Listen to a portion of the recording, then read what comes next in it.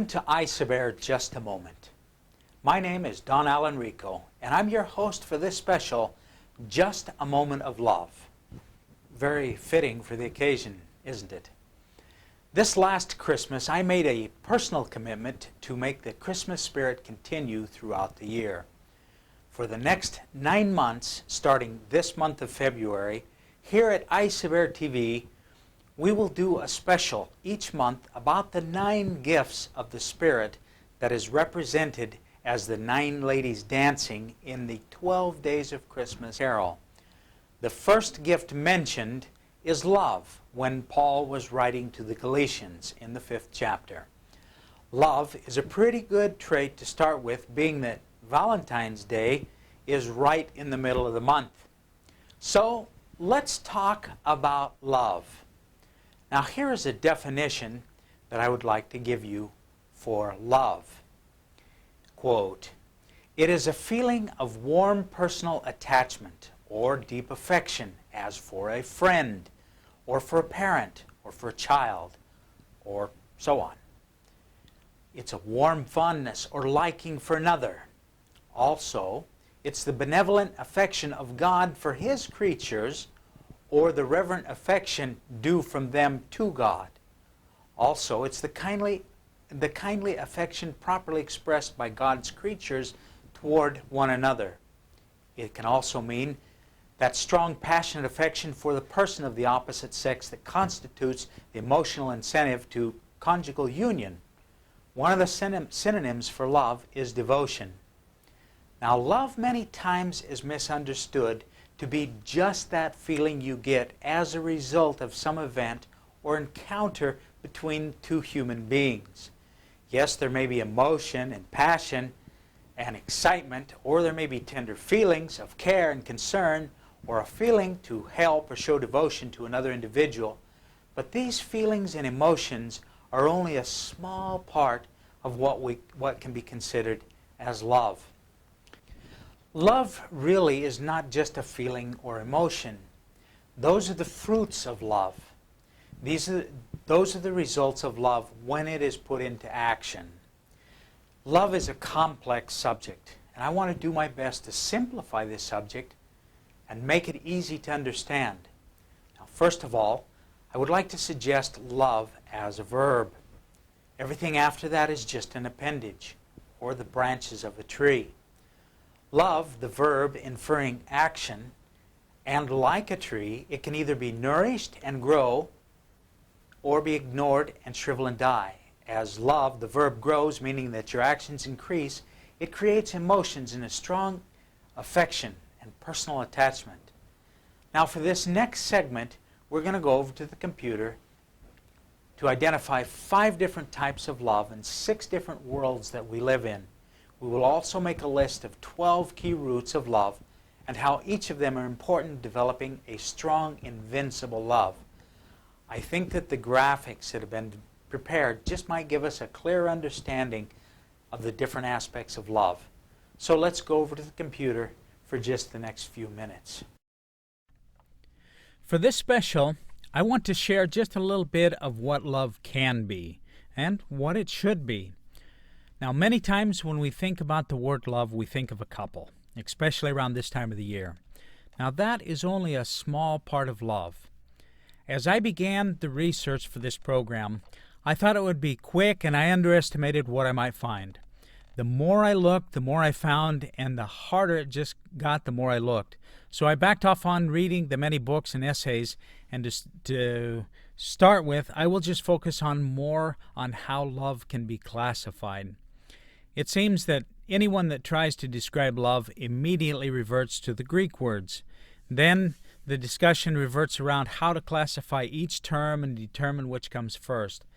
Now that perhaps for me was a hard part, just simply trying to gain an understanding of what the Greeks meant by each word. Now, there again we enter in a possible flaw. Is it that we consider the Greeks were perfect in their abilities to express the true meanings of the idea itself? Now, my objective is not to determine anything about the Greek language or their culture. The reason that the Greek language is even brought up is because many English words have their roots in the Greek words. And so the word love in English, that's just one term, and it describes a lot of things and possibilities. And my intention is to make it possible to understand what to do with it once we know about it. So first of all, we're going to look at what I call the 5 types of love. And before you get all excited and start correcting me, please just follow along with me for right now. It is generally recognized, at least in this particular moment of history, that there are 3 types or distinct types or stages of love. The first is lust or erotic passion, that's eros. Second is attraction or romantic passion, that's philos. And third is attachment or commitment, and that's agape. Now there is a 4th type of love that we'll also talk about. It does have a Greek root. Okay, the word storge primarily pictures the love that exists between parents and children, or the love that exists between members of a family. Now, one scholar has noted that on occasion the word storge portrayed the love of a nation for its ruler, even the love of a dog for its master. Now, consequently, the real idea of the word storge is that of devotion.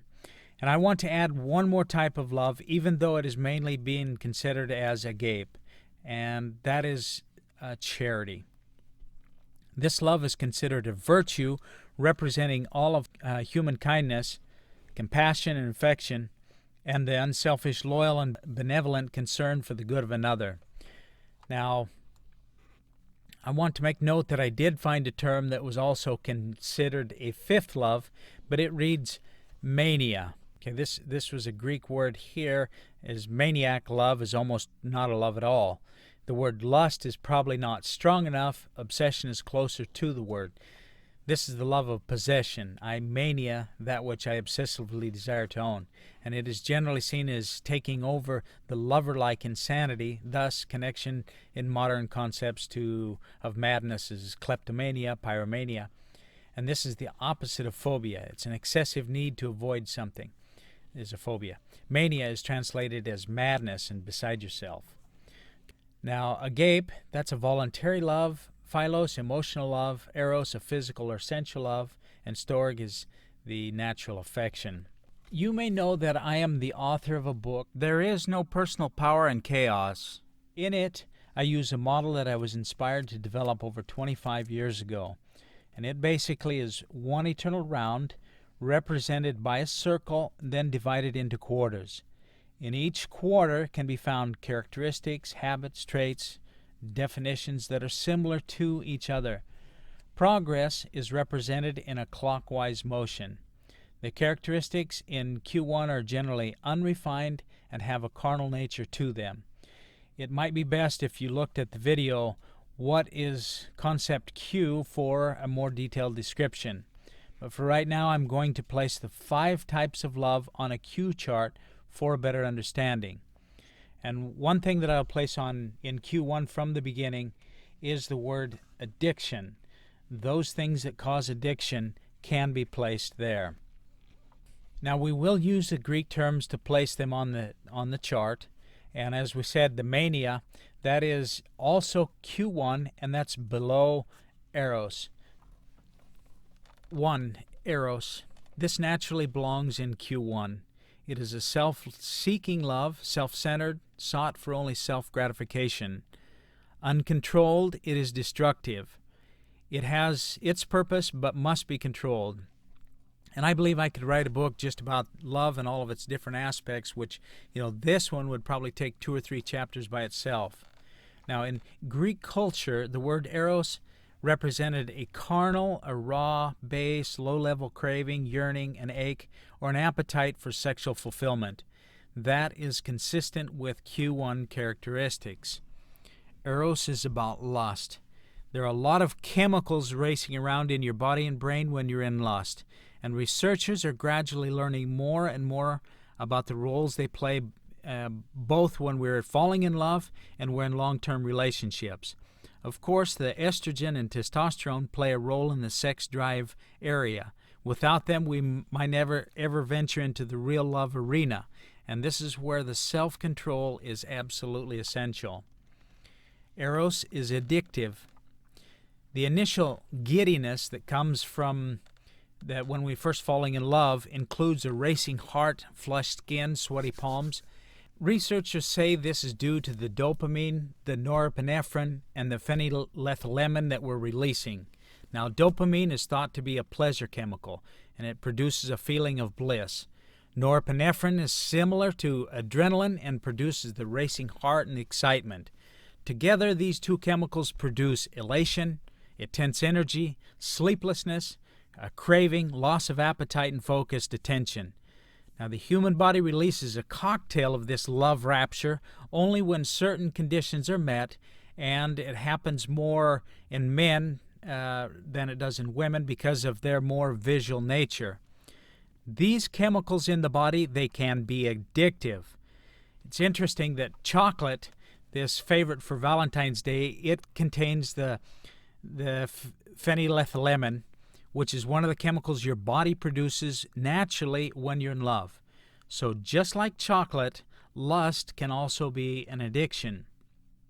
One thing worth noting is that studies have shown that passionate love fades quickly and is nearly gone after 2 or 3 years.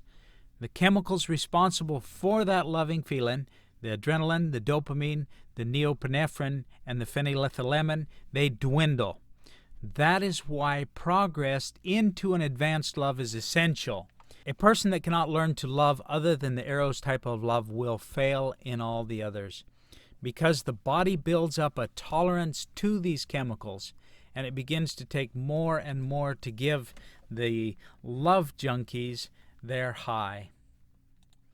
Okay, I also want to talk about the excessive love of self, which is considered narcissism.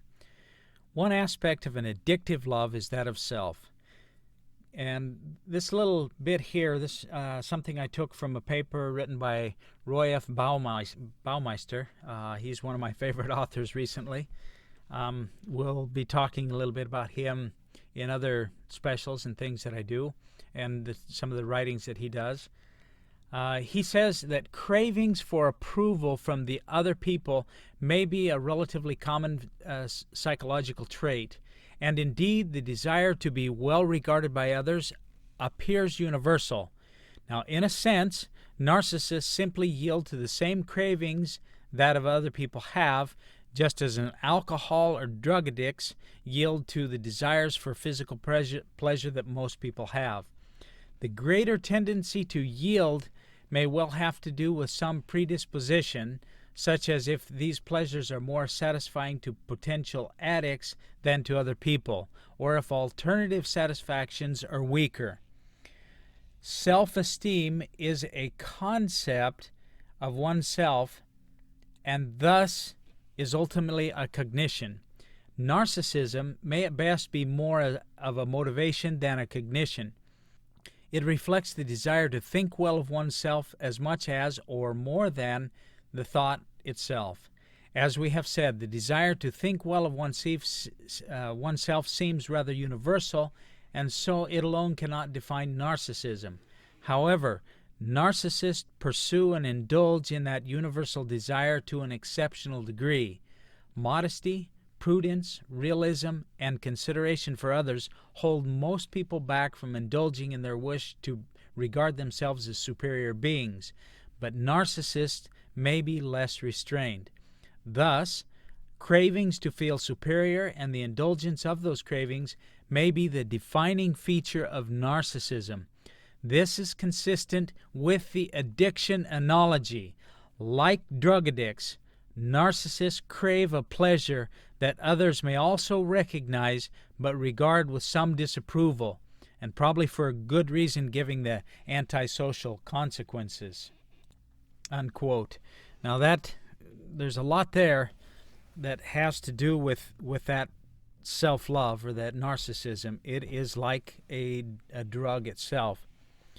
Okay, the second one is storge, and that's placed in quarter 2.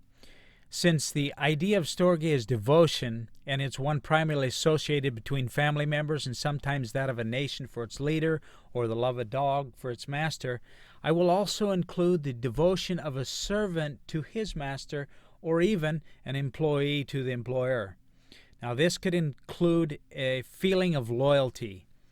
For instance, the love of a brand or some particular item or team or place. This is the love associated with devotion and loyalty.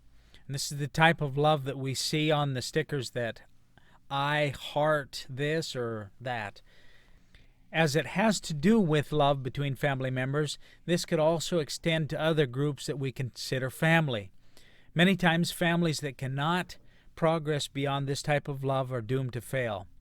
A feeling of devotion won't hold the family unit together by itself.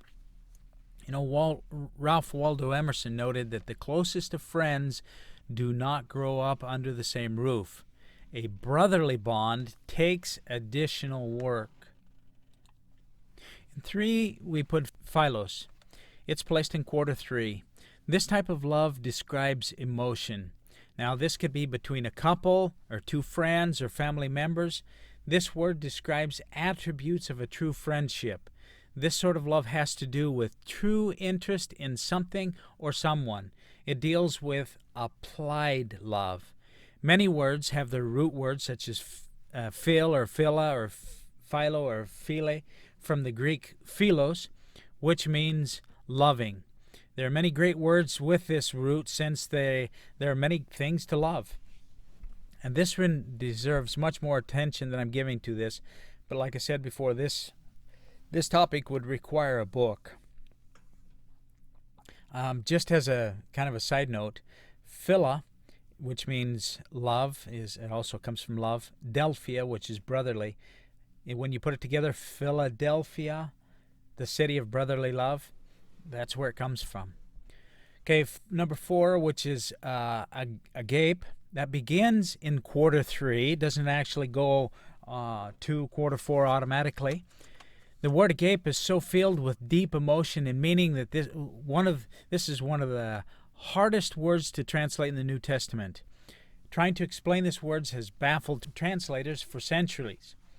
You know, agape occurs when an individual sees or recognizes, understands, and appreciates the value of an object or a person, causing the viewer to behold the object or person in great esteem or awe, with admiration and wonder and sincere appreciation.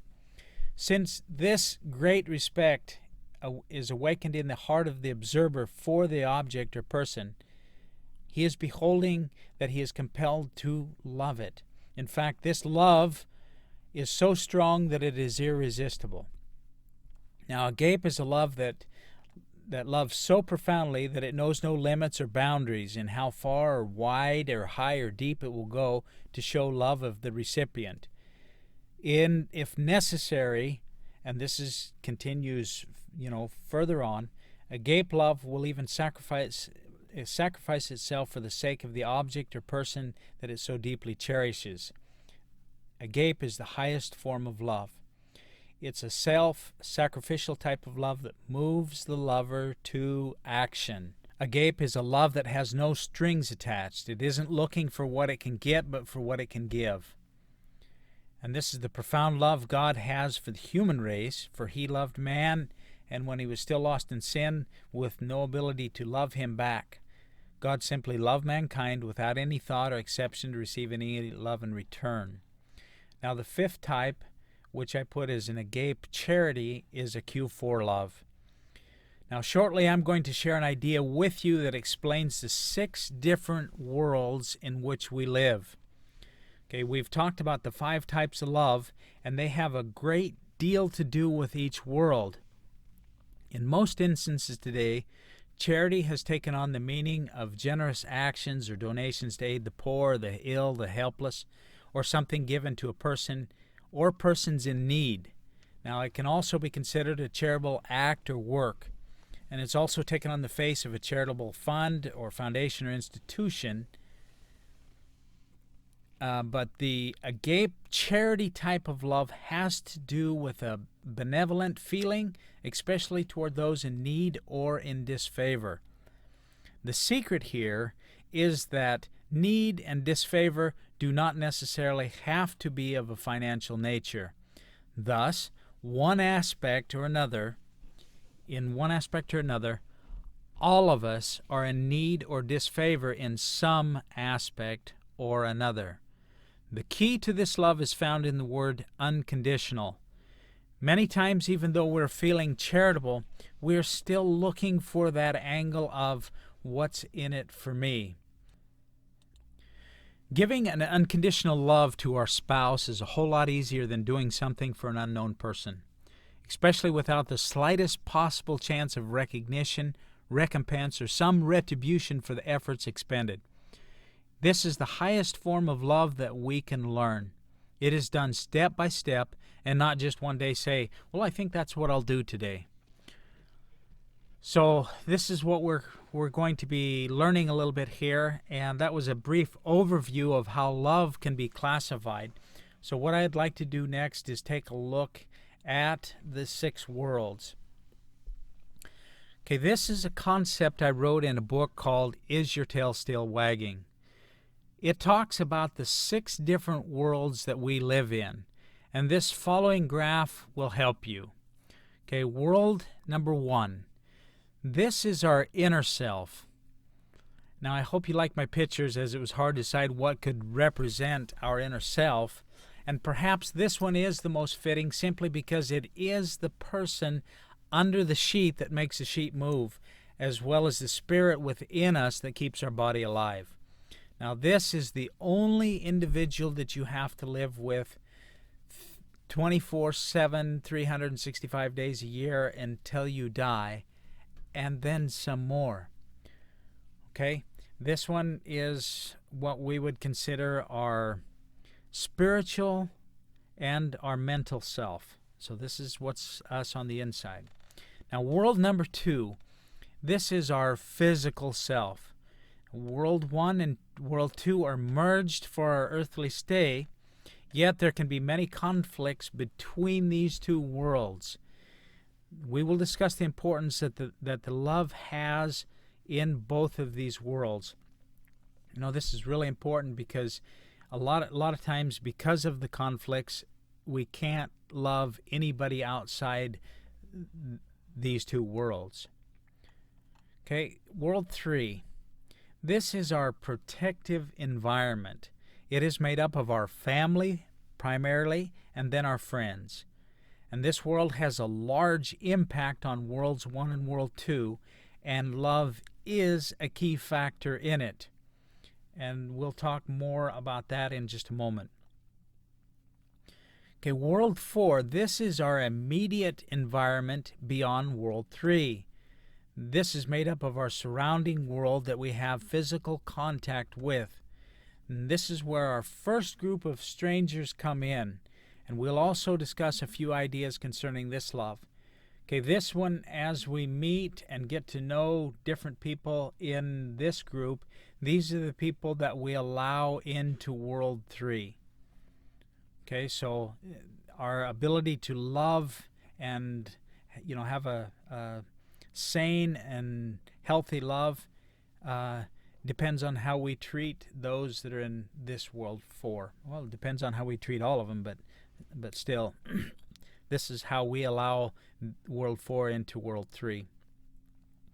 Okay, world 5. This is our extended environment that is made up of the rest of our world that we only come in contact through perhaps the TV or internet or other media, or we do not come in contact with them at all. Yet, this world and the people within it still influence our lives. World number 6, this is an unseen or an unperceived world, and it still has an effect on what happens in our lives. Now, this is not represented by a physical sphere as it is comprised of the whole universe. Okay, if you can kind of get an idea that this can go, I mean, this has a lot of applications to it. So if you can see what I mean, this can be turned into a book. There is a lot of subject here, and we still have 12 routes to go. So, you know, just as a quick review, okay, we can see that there's several types of love in which some can be destructive, those that are in Q1, and the highest form, which is in Q4. Now, I really do suggest that you check out more information on concept Q because I do use it in a lot of my presentations.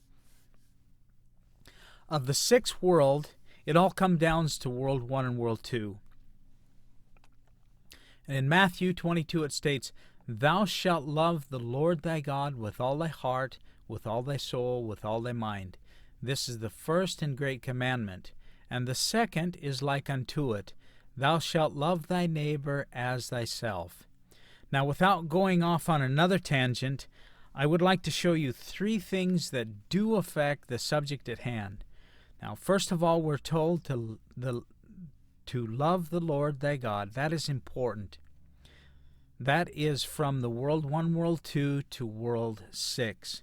Now, there are many people that do a good job or trying with this, and that's another chapter in another book. But the thing of it is our ability to recognize. It's incredible. Psychologists and scientists are showing the effects that people have, that prayer have on people, that their belief in some unseen person or persons or forces in a different world, how that can actually help us in our lives here. So World 6, even though it is unseen, it has a great influence on us and our ability to love. What I want to do is the second part of the scripture says, "Love thy neighbor as thyself." More chapters, right? Just kidding. Love thy neighbor. So who is thy neighbor? And one part that many people leave out is love thyself. So you can see here is the basic key. Learning to love thyself. Not too much, but not too little. Then you can go out and love your neighbor. Not the arrows kind, but the agape kind. And perhaps that even before both of those, we need to take some time to figure out how your relationship with your Father, your Heavenly Father, that is. So in that scripture, it talks about some very key points: the love of our Heavenly Father, the love of God, the love of ourself, as well as the love of our neighbor. I hope this is making sense and making you think about your relationships. For this next part, I would like to use a symbol to represent love, and I will use a tree. Partly because trees are an essential part of life. They give us oxygen. And they also give us fruit and shelter and shade. They're very useful. And when they're taken care of, they grow strong and are of benefit. And when they're neglected, they die and become an eyesore. So with that as a reference, I want to go over how to grow a strong tree of love. As any other tree, our tree must grow from a seed. And as that seed grows and shoots roots into the ground, the roots are where a tree gains its strength. And if they're deep, they're strong. But if they're shallow, it can be a danger to the stability of the tree in adverse conditions. So what I want to do is I want to basically grow a tree here. And I want to look at some of the roots that a strong love tree must grow. And I want you to think about the types of love that we've already discussed and how these characteristics apply to loving your neighbor as well as yourself. Okay, here we're going to look at basically beginning to grow a tree.